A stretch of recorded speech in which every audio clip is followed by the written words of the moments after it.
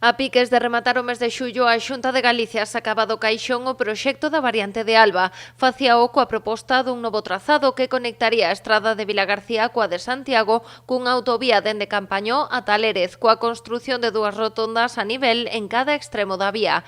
Case 6 meses despois, os populares de Pontevedra rexeitan a proposta. La posición del presidente del PP de Pontevedra local es que se busque una alternativa. No puedo hablar ni poner palabras en boca de la conselleira o del presidente Núñez Feijóo, no me corresponde a mí, pero que este trazado no es óptimo, que este trazado no es el que quiere el PP de Pontevedra, lo digo, lo asumo y lo digo aquí públicamente. Segundo Rafa Domínguez, esta oposición nace da rolda de contactos establecida cos veciños que se verán afectados polas obras. Si mañana, hoy por la tarde, llega Alberto Núñez Feijóo y dice que quiere ese proyecto, pues yo tendré que decirle al presidente que yo prefiero a los vecinos de Pontevedra y prefiero tener una solución óptima para Pontevedra y que no estoy de acuerdo con ese trazado.